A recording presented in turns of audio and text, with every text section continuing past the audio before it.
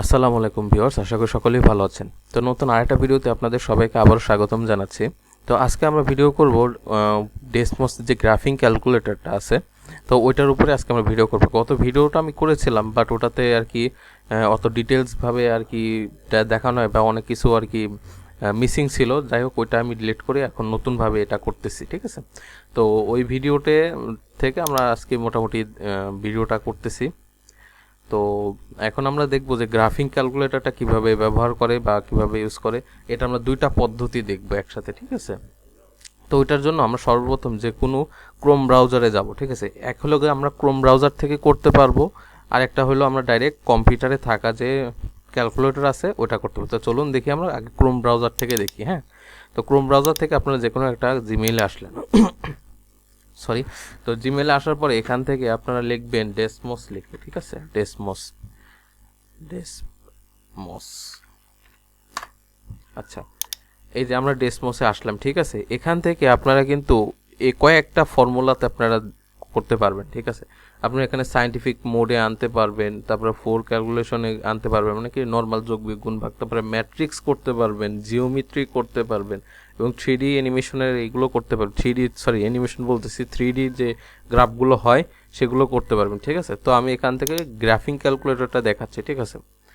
তো গ্রাফিং ক্যালকুলেটরটায় আপনি এখানে মনে করেন যে এটা হলো আমাদের এক্স অক্ষ, এটা হলো আমাদের ওয়াই অক্ষ, ঠিক আছে।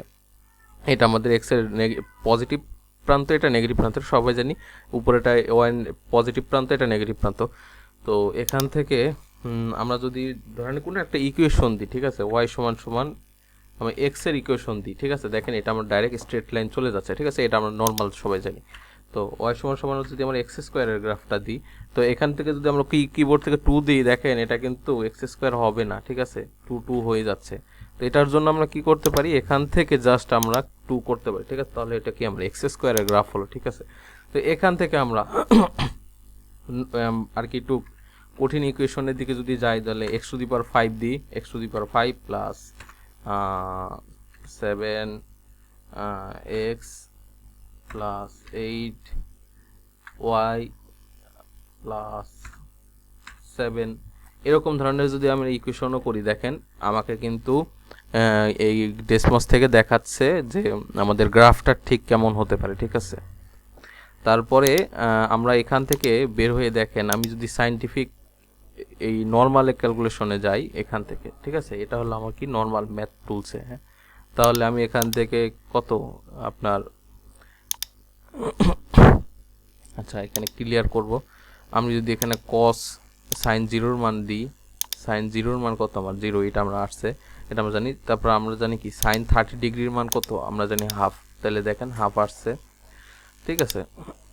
আচ্ছা, তারপরে এখান থেকে আমরা বিভিন্ন ধরনের ইকুয়েশনের মানগুলো বসাতে পারি। যেমন আমরা পায়ের মান কত জানি, 3.1416। আচ্ছা, এটা আমরা জানি, ঠিক আছে। এখান থেকে আপনারা ট্যান থিটার মানও বের করতে পারবেন। আমরা জানি কি ট্যান 45 ডিগ্রি যদি বের করি 1 হবে, হ্যাঁ 1।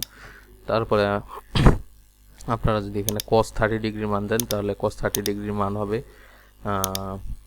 সামা √3/2 হবে, এরকমই হবে। হ্যাঁ, √3/2 হওয়ার কথা।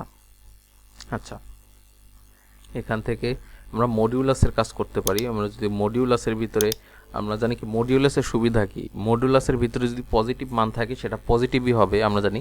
নেগেটিভ মান থাকলে ওটাকেও পজিটিভ বানাই, ঠিক আছে। আমি এখানে একটা নেগেটিভ মান দিয়ে আপনাদের দেখাই। 36কে আমি মডিউলাস করলাম, মডিউলাস করার পর দেখেন প্লাস 36। আমি যদি এটাকে শুধু 36 করি, এটা মডিউলাস করলে 36ই হবে, ঠিক আছে।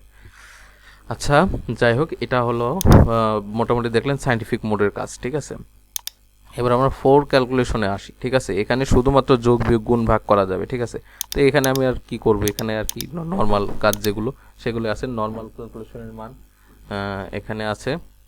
তারপরে আপনারা ম্যাট্রিক্সের কাজ করতে পারবেন, ঠিক আছে। ম্যাট্রিক্সের কাজ করতে আপনি এখানে যে কত ম্যাট্রিক্স করবেন এগুলো আপনি এখান থেকে নিতে পারবেন, ঠিক আছে, এই আর কি।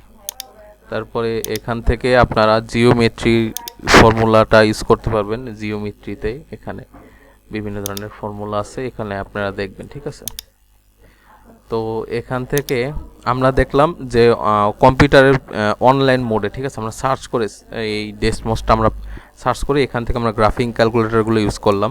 এখন আমরা আরেকটা উপায় আছে, সেটা হলো আমরা কি ডাইরেক্ট কম্পিউটারে থাকা যে ক্যালকুলেটরটা আছে সেটাকে আমরা কিভাবে করতে পারি। ঠিক আছে, সেটার জন্য আমরা সর্বপ্রথম ক্যালকুলেটর লিখে সার্চ করলাম, ক্যালকুলেটর, হ্যাঁ এইটা ক্যালকুলেটর, জাস্ট এন্টারে হিট করব।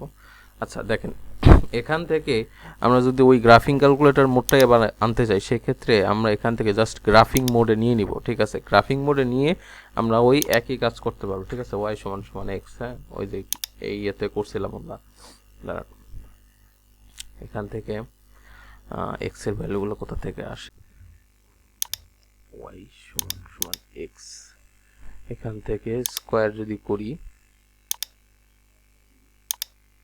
দেখেন আমার ওয়াই সমান সমান এক্স স্কোয়ারের গ্রাফটা আসছে। ঠিক আছে, এখন আপনারা যদি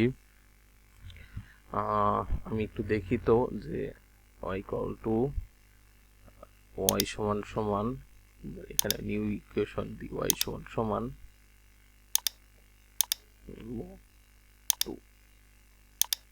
দেখেন আমি ওয়াই সমান সমান লগ 2 এর গ্রাফটা দেখতেছি। ঠিক আছে, দেখেন একদম কত 0.2 এই এখান থেকে স্ট্রেট লাইনে চলে গেছে। ঠিক আছে, লগ 2 এর গ্রাফ।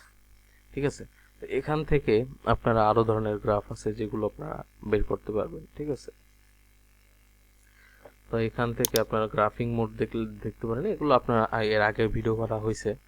ঠিক আছে, তো এখান থেকে আপনারা আর কি এই গ্রাফিং ক্যালকুলেটরগুলো ইউজ করতে পারবেন। ঠিক আছে, তো এই ছিল আজকের মোটামুটি ভিডিও। সবাইকে ধন্যবাদ, আসসালামু আলাইকুম।